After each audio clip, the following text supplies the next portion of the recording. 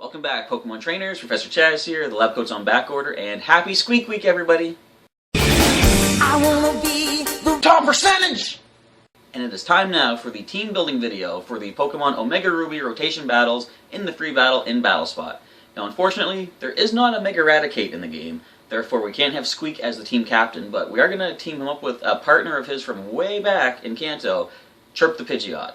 So he's going to be Mega Pidgeot for the week, and I've assembled the team around that. You'll see Squeak is here, though. He's going to be helping the team to try to get some victories in the rotation battles. So with all that being said, we're going to get right into the team builder for the week and look at what I've assembled and the strategies I put together for my Pokemon. Let's begin. So yes, our Mega Pokemon for the week is going to be Chirp the Pidgeot. You can see he has a careful nature. He has the ability Keen Eye, which means until he Mega Evolves, he will not lose his accuracy. And of course, he is holding the Pidgeotite for Mega Evolution purposes. Now, I'm not particularly impressed with what they did with Mega Pidgeot, because maybe I've been using Chirp wrong all this time, but he's always been more of a physical attacker to me. And when he Mega Evolves into Mega Pidgeot, he gains a massive boost to the special attack, and he gains the ability No Guard. Now, you're going to be able to land any move regardless of accuracy thanks to No Guard. The drawback is every move is going to hit him with full accuracy as well.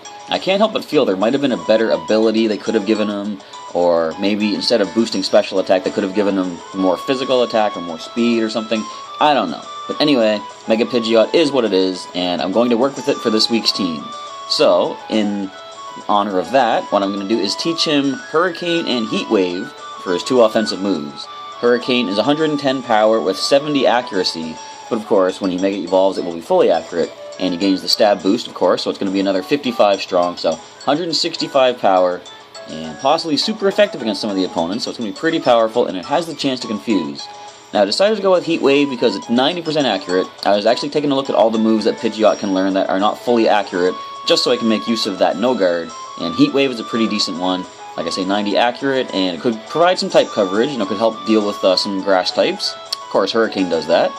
It can also deal with some bug types, but of course, Hurricane does that. But anyway, it actually will work on some ice types, and that he is weak to. So, we'll see how all that works out. To help the team out, he does have Tailwind. It's going to boost our side of the field speed for 3 turns, I believe. I think it doubles the speed on our side, or at least 50% higher. Either way. And we also have Roost for recovery purposes to heal back 50% of his HP, also negating the rock and ice weaknesses for, also electric too. All of those weaknesses for 1 turn. So for his super training, originally I had him with max speed, a little more defensively, and some into the attack.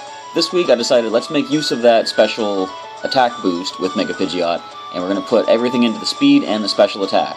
So we're going to see how well we can make use of that. So the first Pokemon joining Chirp on the team this week is Pokémon the Hariyama.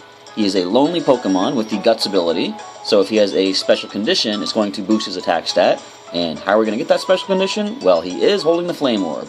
After 1 turn in battle, the Flame Orb will kick in and give him a burn. Thanks to Guts, it actually ignores the attack drop from that, and he gains nothing but the attack boost. Of course, he is going to start losing some HP every turn, but a nice trade-off is he has some pretty massive attack stat. For the moveset, he originally used to have Thunder Punch this whole time. This week, we have Electric already covered with somebody else, so I've taught him Ice Punch. It's going to be very super effective against any Mega Rayquazas we happen to find. He also has Knock Off to deal with getting rid of any items from any non-Mega Evolution Pokemon, because of course you can't knock off a Mega Stone or one of the orbs of Primal Groudon or Primal Kyogre, but anything else we can get rid of an item on. And not that we actually see a lot of items, come to think of it, but still, for the times that we do see opponents using items, Knock Off is the way to go. For a little bit of speed control this week, we do have Rock Tomb. Anything that we land an attack on, or land a hit on with Rock Tomb, we're going to drop the speed by 1 stage. And since the burn will slowly whittle away at him, plus the opponent's going to get some hits on Pokémon as well, he has Rest. We're going to be able to heal back to full. Now, we do have to spend a couple turns sleeping after that, but I can always rotate him out and bring someone else up. His super training was to max out the attack stat, and we put the rest into the 2 defenses, trying to even them both up around 160 each at level 100. The third Pokemon this week is going to be Caliburn the Aegislash. This is a brave Pokemon, which if I recall correctly, it boosts the attack stat, lowering speed, and that I'm okay with because they're not supposed to be fast anyway. We do have some speed priority on him, as you'll see though, and the ability is of course Stance Change, as all Aegislash have. Based on the attack you go for, it's going to put him either into Blade form or perhaps back into Shield form. this week, since we do have some defensive possibilities with Reflect and King Shield, we do have leftovers. So if I use King Shield to block an attack for one turn, we're going to heal back some HP with leftovers. The moveset is, as I said, for priority, we have Shadow Sneak, going to be able to land an attack before the opponent goes, and Sacred Sword, a good fighting type move that ignores the stat boosts in defense and evasiveness when you're attacking the target. Going to get some decent damage off of Sacred Sword. Now for team defensive purposes, we have Reflect on here. We can throw that up and we'll have boosted physical defense from the opponent for 5 turns. And to get Caliburn back into shield form after he's used one of his offensive moves, we do have King Shield. I always say an Aegislash without King Shield just doesn't seem right to me. Plus, as far as I know, it's the only way to put an Aegislash back into the shield form without retreating it to the Pokeball. So for the Super Training, we have maxed out the attack stat, boosted both the defense stats as high as we can get them, trying to keep them even around 360 each, and just basically getting attack up to 204, and of course, the stats will switch when they go into Blade form. So when he's in Blade form, the attack stat goes to, I think it's 420 something at level 100. The defenses are still around 160 or so each, so that's not too bad. The third Pokemon joining Chirp, so 4th overall for the team, is going to be Snoozer, the Snorlax. You'll see here he is a quirky Pokemon, which is a neutral nature, so nothing is boosted or dropped.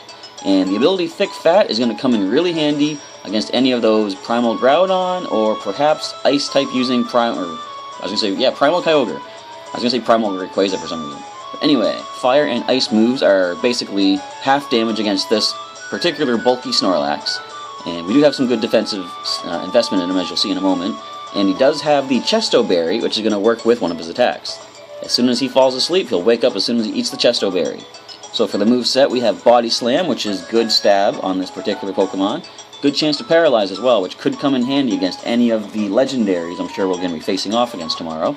And for more speed control, now we do have Pokemon's Rock Tomb. We also have Bulldoze on Snoozer. He did have Earthquake, but I thought if we can slow the opponent down with Bulldoze, we can get another Pokemon rotated in and get an attack off that might have been outsped last turn, but suddenly outspeeds once the Bulldoze slows the opponent down. Or if it's something that's kind of slow anyway, like let's say if it's Primal Groudon, Snoozer can slow it down, and maybe Snoozer might outspeed. Now, he's got 96 for speed, even at level 100, so chances are he won't, but you never know. It might actually happen. Now, for another stat-altering move, we have Power Up Punch. Going to be able to land a hit against anything except the Ghost type, and it's going to raise Snoozer's attack stat by 1 stage. A couple of those, and he's going to be doing a lot more damage with the Bulldoze and the Body Slam. And to make use of the Chesto Berry, he does have Rest. We're going to be able to heal Snoozer back to full HP, wake up immediately as soon as we eat that Chesto Berry, and he'll be good to go for another few turns. For his Super Training, you'll see the attack stat and the defense stat are both maxed out. We just drop the remainder of the EVs into HP for whatever good it's going to do. I think it maybe gives him an extra point. I'm not sure. Anyway, so the 5th Pokemon for this week's team is our good old Squeak the Raticate. He is a relaxed Pokemon. He also has the Guts ability, so if he has a special condition, it's going to boost his attack stat. And he's using his usual combo. You'll see he's got the Focus Sash, meaning at full HP, he's not going to drop to a single hit. We're going to make use of that if we're fighting a Groudon or Rayquaza. Predicting they're going to go for a physical move, we can use his 3rd attack counter to double the damage back that he takes, and of course he'll survive the hit thanks to that Focus Sash. He also has Facade, which will work if he gets a special condition. And originally, I had a Toxic Orb on him, I believe, back in, I think, the 4th generation, maybe even 5th. But now the Focus Sash counter combo works pretty well. But Facade is still pretty powerful. If they manage to go for example, if Groudon goes Lava Plume and gets a burn on him, suddenly the Guts and Facade are going to boost the attack stat, and he's going to be doing some pretty decent damage. Against Legendaries, I'm not sure if it's really going to be that much, but we're going to find out. He also has the Sucker Punch on there to get some priority if the opponent tries to attack. We could possibly get a decent knockout if they're already weak enough. If not, at least Squeak is going to do some good damage before he goes down. Now, of course, like I said, the counter and Focus Sash will work good together. Endeavor is also going to work well with the Focus Sash. As soon as he goes down to 1 HP and survives with the Sash, on the next turn, if he outspeeds, which there's a good chance he might, we can use the Endeavor to bring the target down to his current HP, which is 1. Now, the Super Training, I have maxed him out for speed, put a good amount into the HP because I wanted to make sure he takes a lot of HP damage so that we can double back even more when we use counter. And I put the remainder into the attack stat just to power up that Facade and Sucker Punch a little bit more. The final Pokemon for this week is going to be Scruff the Manectric. She is a relaxed Pokemon with the Lightning Rod ability, so we don't usually see a lot of electric moves being used by the opponent, But since we are using a Mega Pidgeot this week with the No Guard, chances are we might see some Thunderbolts or some Thunders perhaps. If Scruff rotates in when that happens, we're going to be able to drain that lightning attack away, and instead of taking damage, it's going to boost her special attack stat. Another item, or another way we're going to do that is the item she's holding, the Absorb Bulb. If I imagine a Primal Kyogre, or basically anything is going to go for a water move, I can rotate her in as well. The Absorb Bulb activates if the holder is hit by a water move. They still take damage, but it boosts their special attack stat as well. So we could get some decent special attack boosting possibilities for our Manectric this week. For the moveset, we have Thunderbolt, which is good stab and can get some paralysis. Not as often as Body Slam, but it can still happen. Signal Beam is good to deal with some other types that we don't have coverage for. It's the only bug move we have this week, so it's going to help us with some Dark, some Psychic, and Grass attacks, or Grass types as well. And instead of Charge, which boosts her special defense and also powers up Thunderbolt on the next turn, I taught her Light Screen simply for the fact that we're going to use the Light Screen to help the overall team, not just Scruff herself. In a single, say, one-on-one battle, Charge might be a better way to go. But Light Screen is the way for the team battles. And Magnet Rise is there in case we see Primal Groudon, or anything else that might use a ground move. We can use Magnet Rise, and essentially it basically gives Scruff the Levitate ability, and she's immune to ground attacks for, I believe, 3 turns. It might be 5, actually. And for her Super Training, now we have her maxed out in Speed and Special Attack. Just drop the remainder of the training into Special Defense, and she's good to go. She's fast, and she hits hard with those special moves.